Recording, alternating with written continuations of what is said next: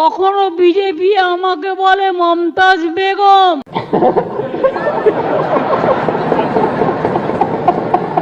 জয় জয় সীতারাম বন্ধুরা। 34 বছর সিপিএম কে আপনারা ক্ষমতায় রেখেছিলেন, একটা মাদ্রাসা পর্যন্ত করেনি। এই সিপিএম এই তোরা 34 বছর একটা মাদ্রাসা তৈরি করলে না, আর তার জন্য আমাদের মাননীয় রাতে ঘুম আসছে না।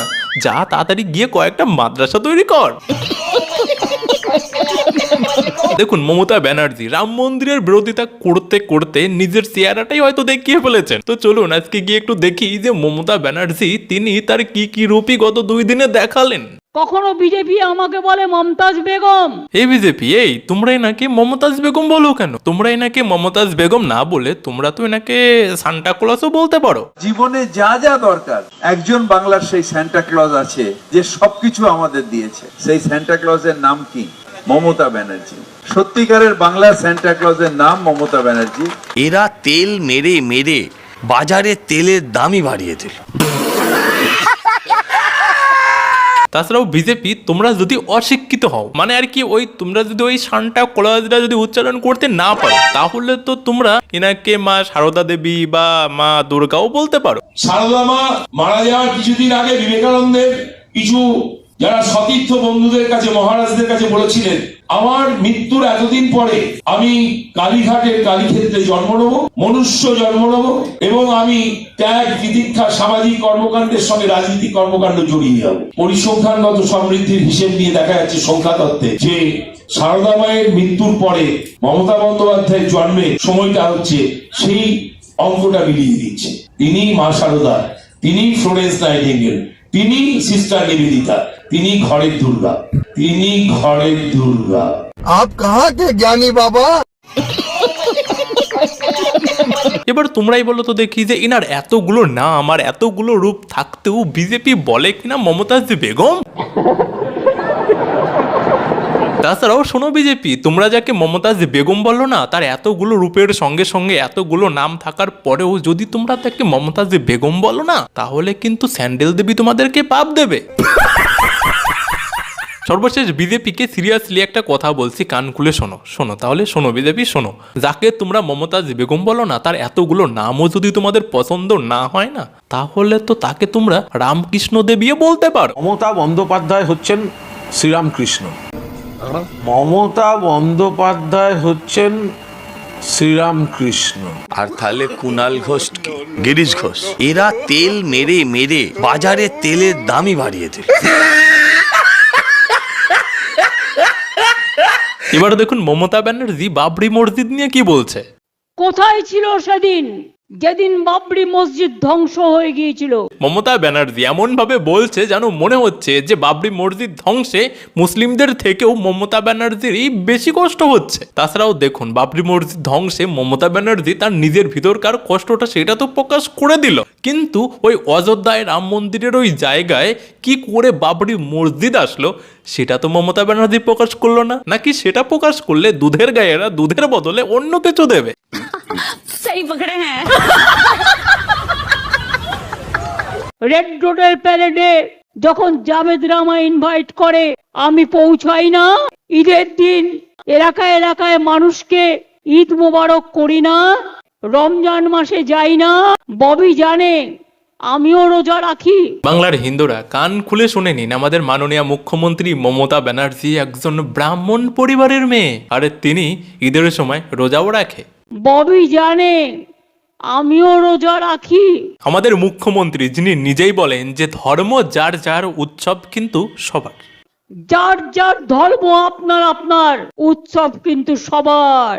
এবার আপনাদের কাছে আমার একটা ছোট্ট প্রশ্ন রয়েছে যে ধর্ম যার যার, উৎসব কিন্তু সবার, এই কথাটা হিন্দু ধর্মের লোকেদের মুখে ছাড়া আপনারা আর অন্য কোন ধর্মের লোকেদের মুখে শুনতে পান? তাছাড়াও আমি মমতা ব্যানার্জির এই কথাটা কয়েক মিনিটের জন্য মেনেই নিলাম যে ধর্ম যার যার, উৎসব সবার, কিন্তু মমতা ব্যানার্জি বলল যে তিনি ঈদের সময় রোজাও রাখেন, আর এই রোজা রাখাটা কোন উৎসবের মধ্যে পড়ে?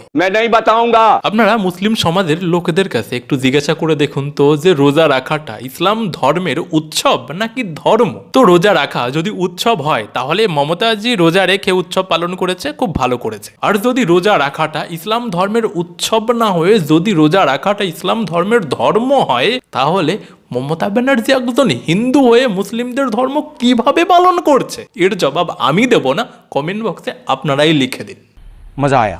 আমি আপনাদের একটা কথাই বলবো, আমার আপত্তি নেই যদি কেউ রামের পুজো করে, কেউ শ্যামের পুজো করে, কেউ রহিমের করে, কেউ আল্লাহর দোয়া করে, আমার কোনো আপত্তি নেই। মাননীয়ার কোনো কিছুতেই কোনো আপত্তি নেই, কিন্তু হ্যাঁ মাননীয়ার পুলিশের আপত্তি আছে। সেই জন্যই তো মাননীয়ার পুলিশ জয় শ্রীরামের গান যেখানে শুনতে পায় সেখানে গিয়ে বাধা দেয়, আর যেখানে রামের পুজো হবে, মানে যেখানে রামের পুজো করার জন্য পারমিশন চাওয়া হবে, সেখানেও পারমিশন দেয় না। बात तो सही है। एक बात याद रखना, बीजेपी को मदद मत करो। बीजेपी का अगर तुम लोग मदद करोगे कोई, तो अल्लाह का कसम आप लोग को कोई माफी नहीं करेगा, हम तो माफी नहीं करेंगे। আজকাল মমতা ব্যানার্জি এত আল্লাহর কসম কেন খাচ্ছে, কেউ কি একটু বলতে পারবেন? আসলে গত 10-15 দিন আগেও মমতা ব্যানার্জি একটা জায়গাতে গিয়ে আল্লাহর কসম খেয়ে এসছে। আল্লাহর কসম খেয়ে বলছি, আল্লাহর কসম খেয়ে বলছি। এর পরেও কি আমাদের সমাজের লোকেদের মধ্যে কোনো রকমের কোনো সন্দেহ জাগছে না?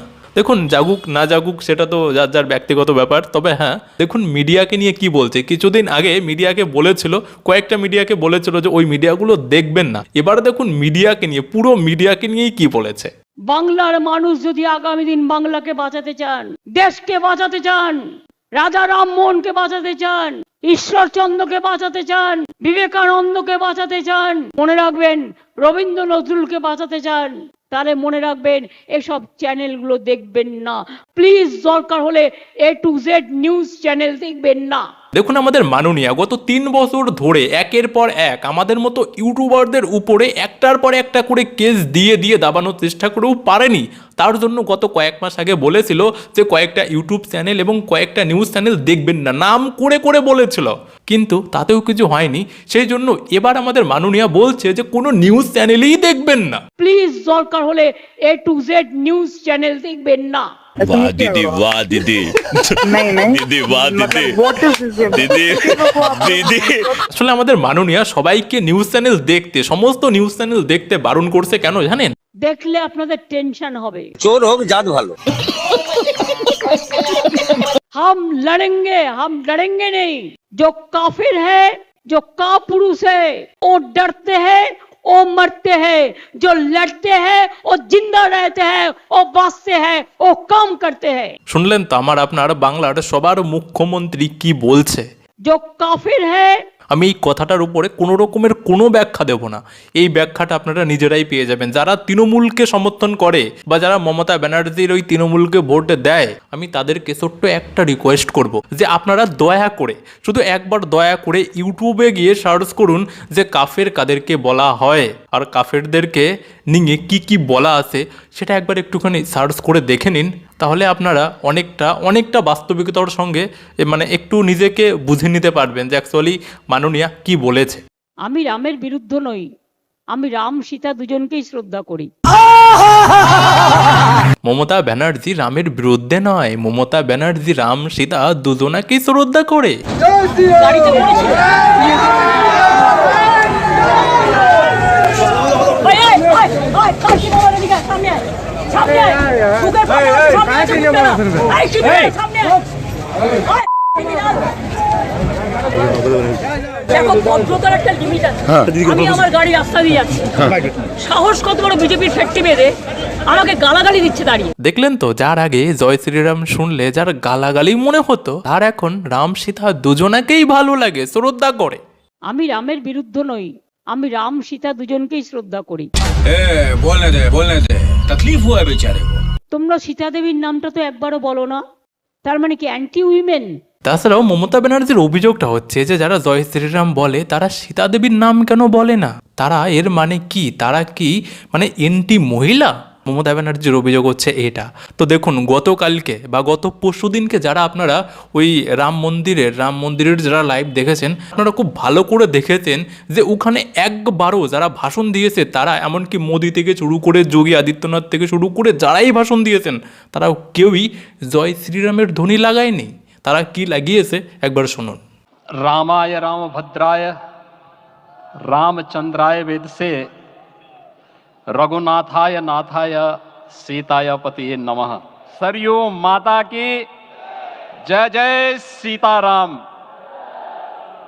তো এবার কি মমতা ব্যানার্জি বলতে পারবে যে হ্যাঁ সীতা দেবীর নাম নেওয়া হয় না, সীতা দেবীর নাম নেওয়া হয় না মানে এরা হচ্ছে মহিলা বিরোধী? এবার কি মমতা ব্যানার্জি বলতে পারবে?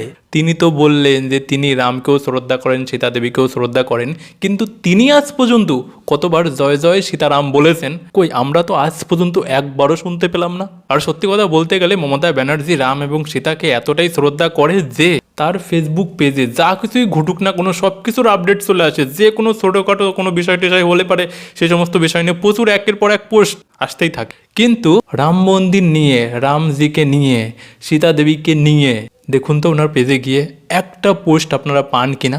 আমি রামের বিরুদ্ধে নই, আমি রাম সীতা দুজনকেই শ্রদ্ধা করি। তো আজকের মতো ভিডিওটা এখানেই শেষ করলাম। ভিডিও কেমন হয়েছে কমেন্ট বক্সে লিখে জানিও, আর ভালো লাগলে অবশ্যই লাইক করে দিও, আর হ্যাঁ যদি সম্ভব হয় তাহলে একটা শেয়ার করে দিও। আর হ্যাঁ যারা গত ভিডিওটা দেখোনি সেই ভিডিওটা এখানে দিয়ে দিলাম। এটা খুবই ইন্টারেস্টিং ভিডিও, খুবই এন্টারটেনমেন্ট ভিডিও। অবশ্যই সম্ভব হলে টাইম থাকলে গিয়ে দেখো। তো আজকের মতো বাই।